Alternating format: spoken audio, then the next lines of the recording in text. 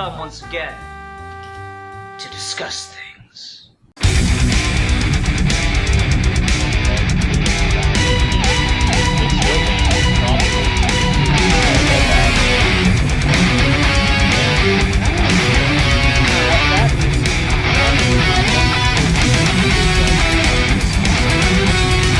Oh, the Luthors and the Dents?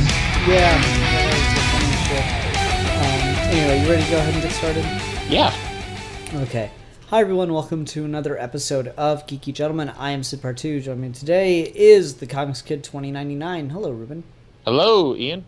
Hi. So, this was meant to be kind of a cool surprise, hey, Steve Baxley's back episode, but then Steve and I couldn't get time to record a character discussion for his first week back, so you're here, Ruben, and who did you decide we'd talk about?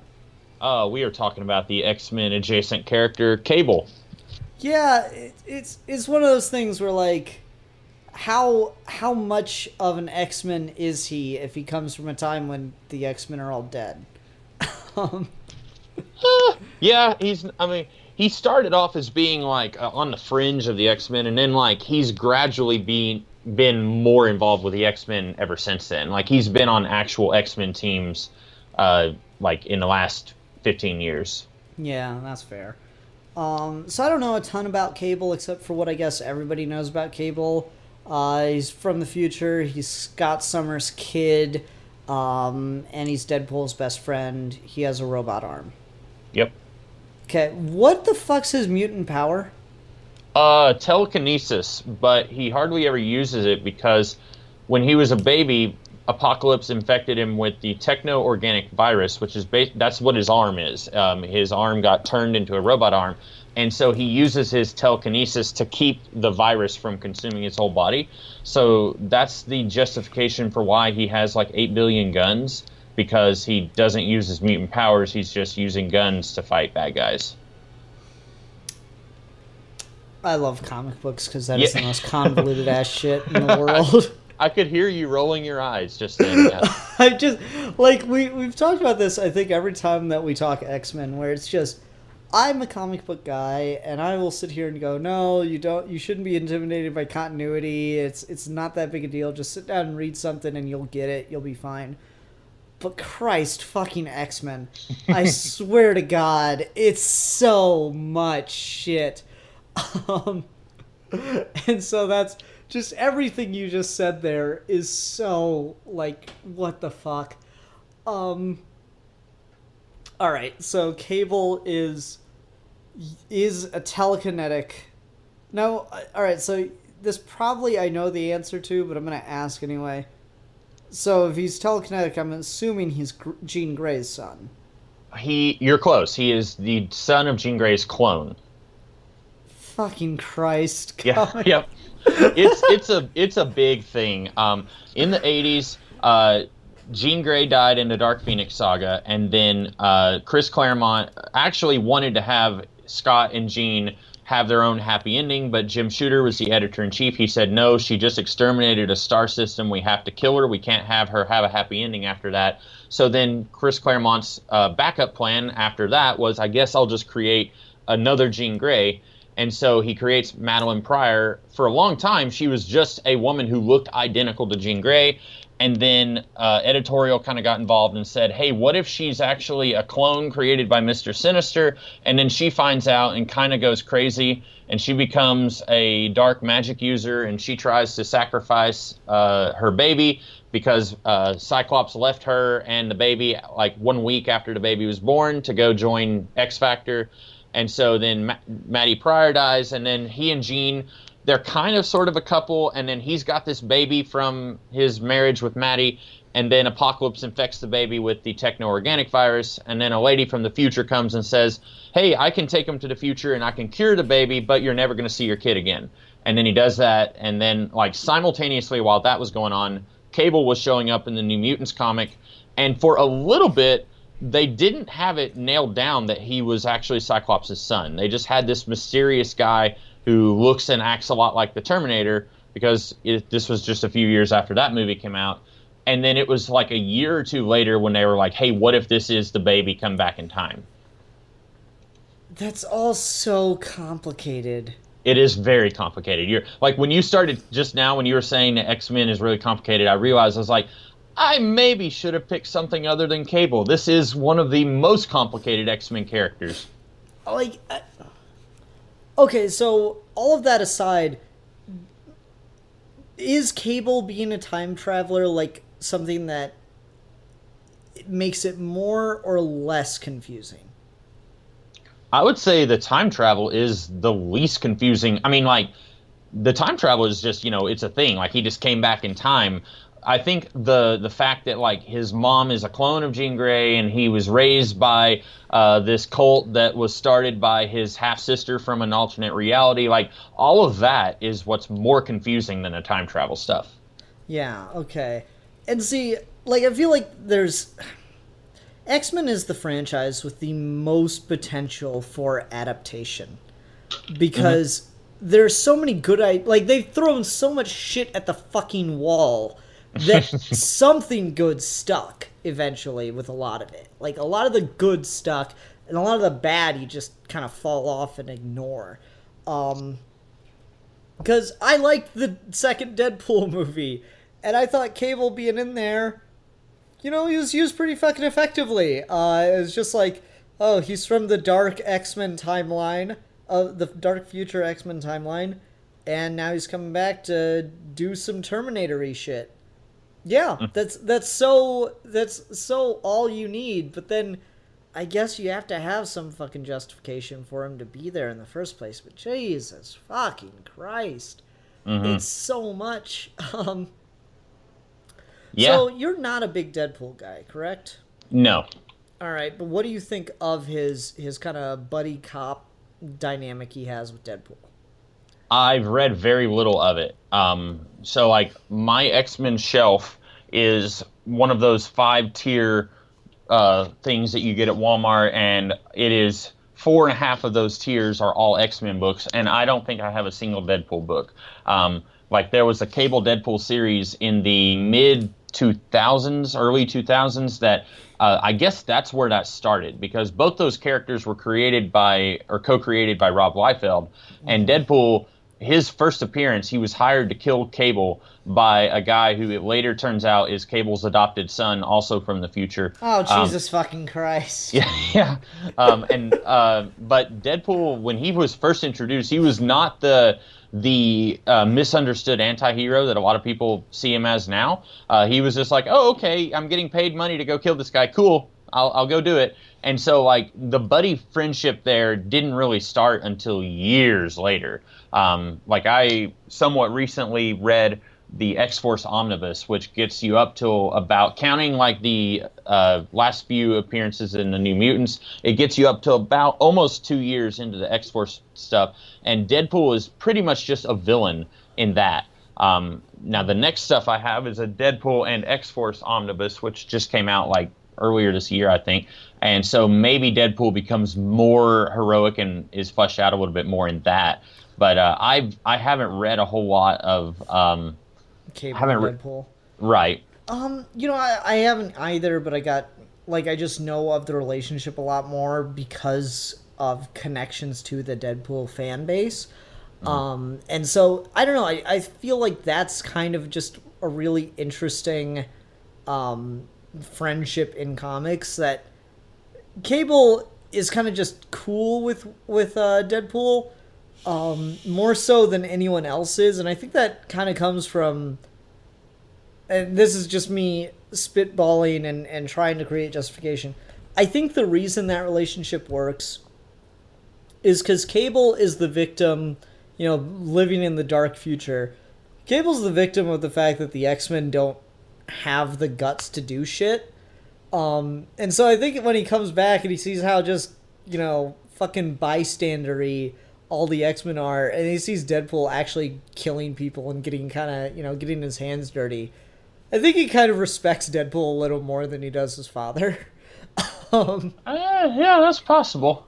And I'm sure I'll draw some ire here. I'm not a Cyclops fan, so like if I say good on him for not caring about Cyclops, then I'm sure some people will want to throw some stones. Well, why? Yeah, I guess that's a thing. So he doesn't hang out with his father very much, does he? No, but there have been a handful of issues where like they kind of come to an understanding. Like when Cable, when it was finally revealed that Cable was his son, there was a lot of bad blood there. Like, and even before that, like when Cable met Cyclops, he was like, "Yeah, I don't like you," and Cyclops and Jean are both like, "Why? Why doesn't he like us?" And then it's revealed that he is their son, or he's Cyclops' son. And then after that, it took a little while for them to like. Basically, Cable just saw Cyclops as a guy who just threw him into the future and didn't really care about him, and he didn't really see the how much agony it caused Cyclops. So they don't hang out a lot, but I think that's mostly because they were really interested in developing as many franchises as they could. Like Cyclops is off in the X-Men, and Cable, he's off, being more of a 90s action hero. And so we don't really want to saddle him down with the X-Men where he would be hanging out with Cyclops. So we're going to put him in his own book, and we're going to put him in the X-Force book.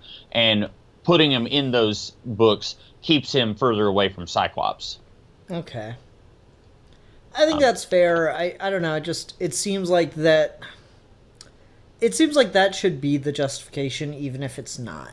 That, like, I don't know. I tend to think of the X-Men continuity, the X-Men timelines, as kind of going in 2 to 3 separate directions. A good future, a bad future. This is what it's actually going to be as we continue to just never go into the future, but prolong the characters in the present.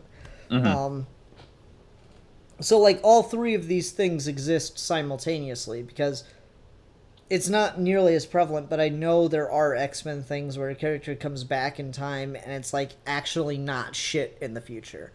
But primarily, like, Cable...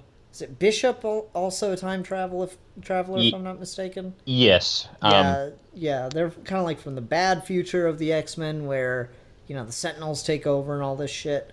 You actually got 3 bad futures that I can think of just right off the top of my head. Oh, good. Yeah. Yeah, and they're, Cable and Bishop, you would think those two would be like 2 peas in a pod because they're both like muscle-bound, gun-toting, like 90s-inspired action heroes, but you don't really see them hanging out that much.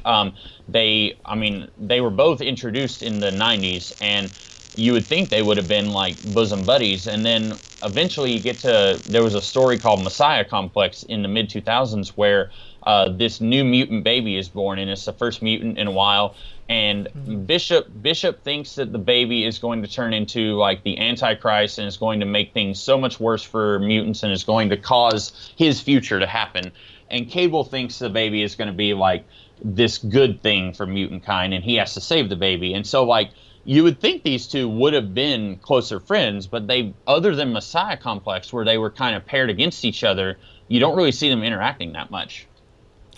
And maybe that's just because they have too much in common as far as, like, backstory-wise, that, like, it would be really stale to put them together. That is, I was thinking that too, yeah. Yeah, I don't know. It's hard to talk about with the, like you said, they pull the X-Men in so many different directions for marketing, when really they need to kind of rein that universe in, because at times it seems like it's a whole separate universe from the rest of the Marvel universe, given the fact that it has its own separate timelines. Because, like, you never hear, like, oh, yeah, I'm from the bad future, Tony Stark is dead, or whatever. Like, you never hear that kind of shit happen with any of the X-Men characters. Yeah. Have you read Days of Future Past? No, I've not. Is Cable in that predominantly? Or no, Cable's not, but there is like a panel where it shows like this huge cemetery, and it's like Iron Man's dead, Captain America's dead, like all these X-Men are dead. So like that was kind of, I guess, a predate, like it's not really a big event story because it's only 2 issues long, but it is kind of like it's saying that like this affected the whole Marvel universe if it happens, and not just the X-Men. Fair enough. All right, so what else with Cable? Design-wise, so you mentioned the technovirus is the reason he has the metal arm. Was that... God. Was that introduced to explain the metal arm, or was that always there from the beginning of the character? If I'm not mistaken, the techno-organic virus was like Apocalypse put it on the baby in the current day X-Men comics around the same time that Cable was introduced. And then I think they just said, hey, why don't we just say this is the baby?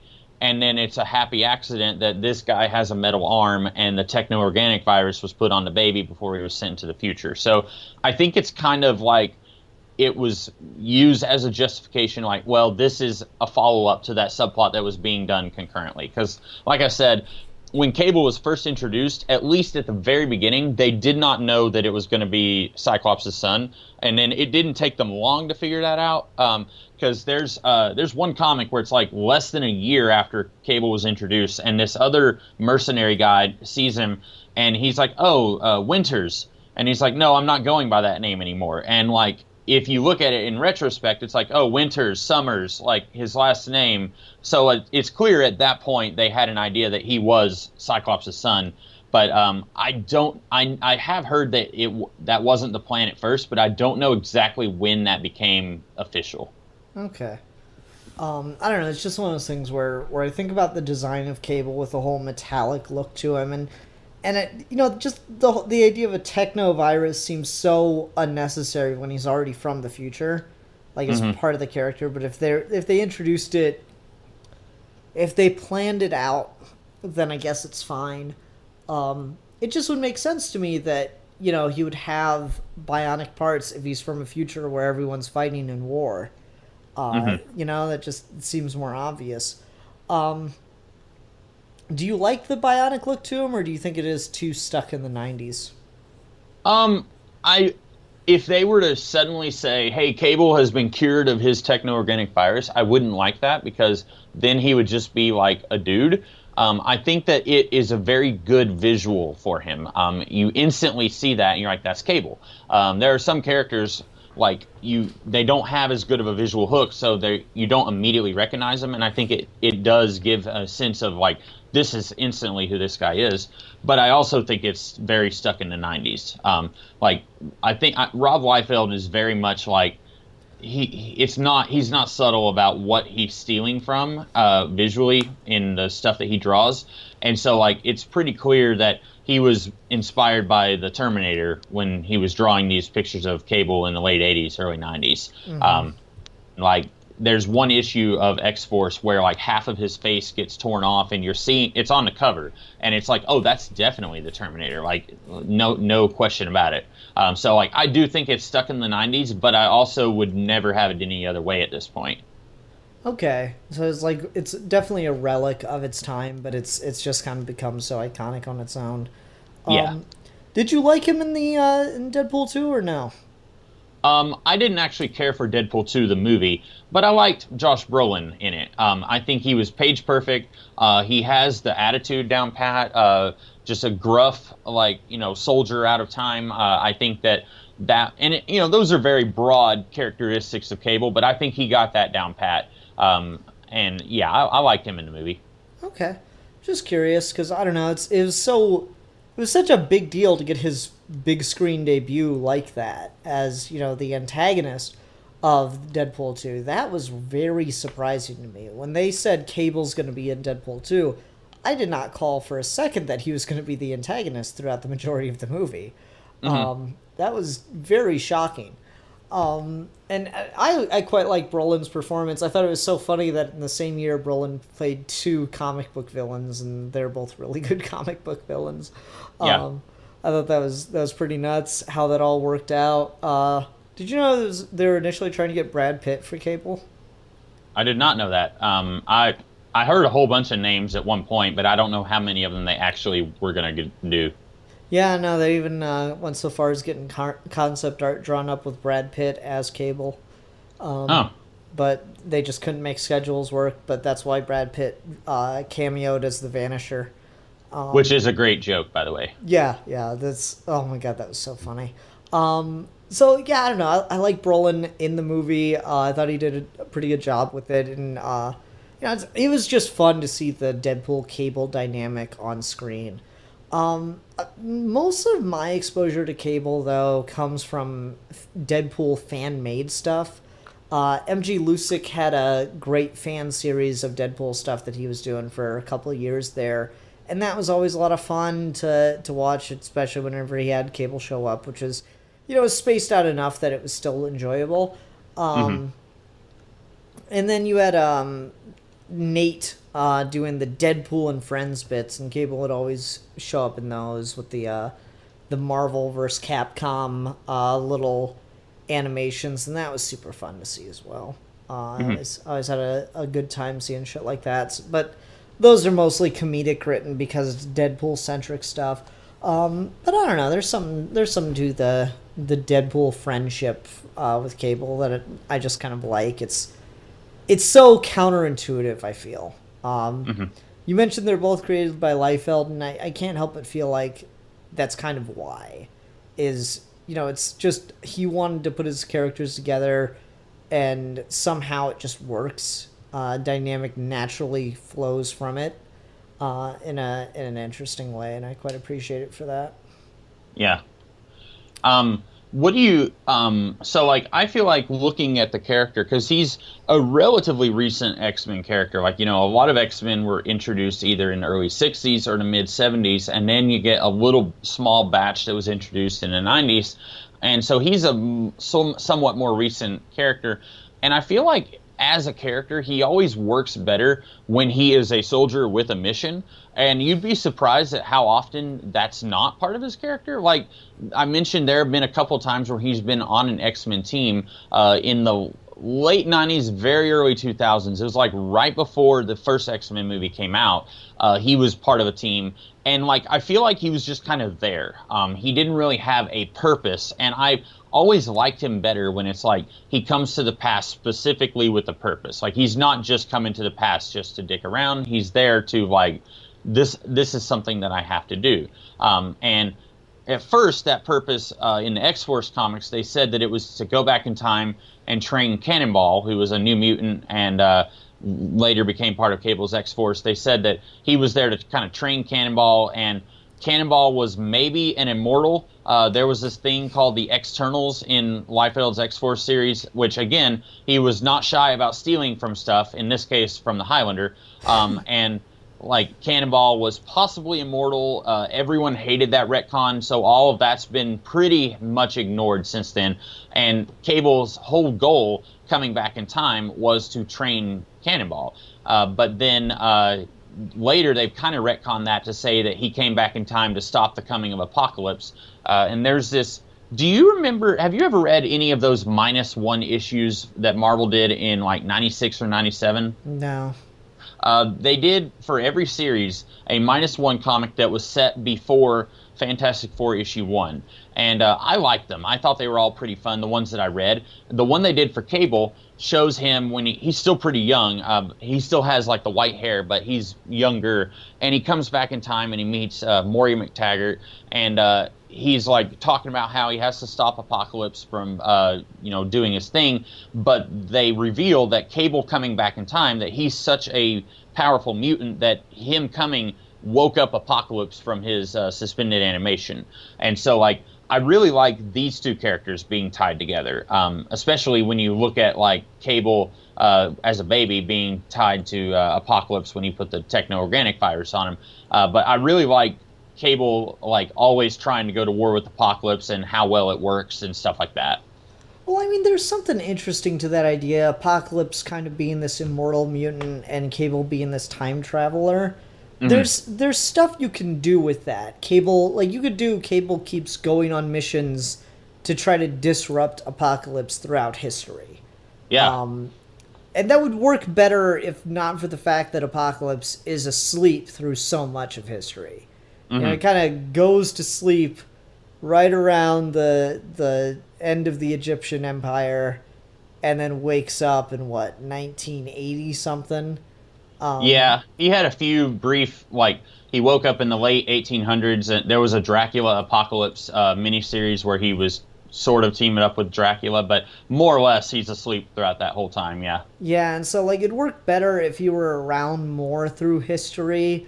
And Cable and him could be having battles throughout history that could be interesting. Like, Apocalypse keeps taking the long way around and Cable keeps jumping up and popping up in different points. That'd be a stronger dynamic there. I don't know, you can maybe do that through more of the future and have it be interesting, but I'm not really sure. Honestly, I feel like they should just scrap the telekinesis part of Cable's power and just make his mutant ability the ability to time travel. That'd probably be a whole hell of a lot simpler. Yeah. And I don't even know how he time travels. I'm assuming it's, a mechanical device in his arm. But I've never, that's always been something to just kind of gloss over in the books that I've read, where it's just like, yeah, and then he time traveled from 1,000 years into the future back into the present day. Yeah, I liked the watch in Deadpool too. That was fun. Yeah. Can you fix this for me? I'm gonna go, you can hate on Deadpool 2 as much as you want, Ruben. That movie fixed all the X-Men continuity film problems. So there you go. Yeah. All right. Well, I don't know. That's an interesting dynamic. So would you say Apocalypse is Cable's biggest arch enemy, or is there another character that kind of holds that title? I would say he's the best arch enemy, but there have been others. Like I said, he has an adopted son from the future who I don't even know half of that character. Like, I don't know anything about that guy. But he was part of Cable's band of underground resistance fighters in the future, and then I guess Cable thought that he died, and then he went crazy, and he went back in time. So he was a thing in the early X-Force comics for a while.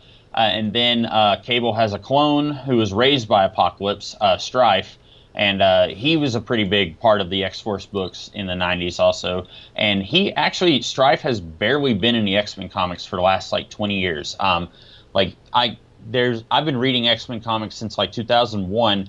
I can think of one story that Strife showed up in somewhat recently, and other than that, Strife has barely been around. So I would say Apocalypse now kind of holds the seat as being Cable's big archenemy. Okay. I don't know, that's fair. I don't know, it seems like you could maybe do something more with that, another time traveler kind of thing. If you wanted to tie more into the Marvel Universe as a whole, I think a genius move would be to have Cable going around fighting Kang the Conqueror. Oh, that could be fun. Yeah. Especially Kang has been... you talk about X-Men being complicated. Here's a weird character. Kang at one time went back in time and was an Egyptian emperor named Rama-Tut, and actually Rama-Tut was the emperor when Apocalypse was a kid. So you could tie in Cable with Apocalypse through Kang the Conqueror, possibly. Huh. Okay. I think that... Oh, go ahead. The things you could do, but probably shouldn't. Yeah. If it was me, I would have each issue be set in a different time period. Just completely... You could do an arc, but each issue would stand totally on its own. You wouldn't need... It wouldn't be a whole lot of continuity to it other than these characters jumping around at different points in time. That's what I would do. That's fair. I don't know. You can do whatever you want in the book. That probably will never happen. Sorry, sir. Oh, definitely wouldn't. Yeah. All right. Anything else with Cable that's worth talking about? So I mentioned the idea of just giving him time travel powers to kind of deconvolute the shit. Would you like to actually give him any powers, since X-Men does have the thing of the secondary mutation? I don't know. Because I feel like he's already X-Men comics have a really bad habit of taking a whole bunch of the X-Men characters and saying they are one of the Omega mutants, which means they're one of the most powerful mutants. And you look at characters who are X-Men or are allied with the X-Men, and there's a bunch of them that are Omega level mutants. And I kind of hate that they do that. And Cable is one of those. If he didn't have the techno-organic virus, he'd be one of the most powerful telekinetic / telepaths. I wouldn't want to saddle him with more powers, but if they were to do it, I'm not sure. I'd have to think on that, I guess. Okay.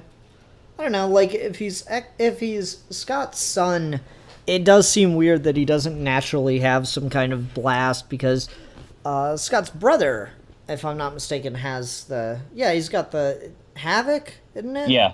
He's got like the access to powers, and the explanations are completely fucking different because it's X-Men and it's ridiculous. But you know, it's weird that he doesn't seem to have something connected to that, but he's got stuff connected to his cloned mother.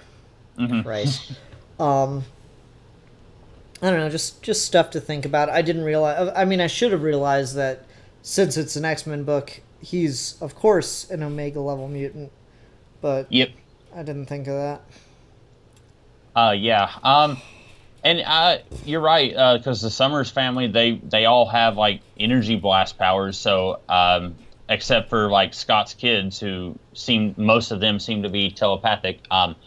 But yeah, that'd be, I guess, the obvious go-to answer if you're going to give him some more powers. Yeah, I don't know. It just seems like telekinesis seems really pointless, especially if they just have him not using it in order to focus on, you know, his own body. And I feel like if he was introduced in another decade, he would have used his powers more. But because he was introduced in the late 80s, and Rob Liefeld and Fabian Nicieza are both like huge fans of 80s action movies, like they're basically just saying, let's do Rambo as a mutant, but Rambo doesn't have superpowers, so we don't want our character to have superpowers. But if it was any other decade, I think he would have used his powers a lot more. Yeah, and I don't know, I agree. The whole Omega level thing's really stupid. Oh well, what can you do? Alright, let's go ahead and go on to recommendations.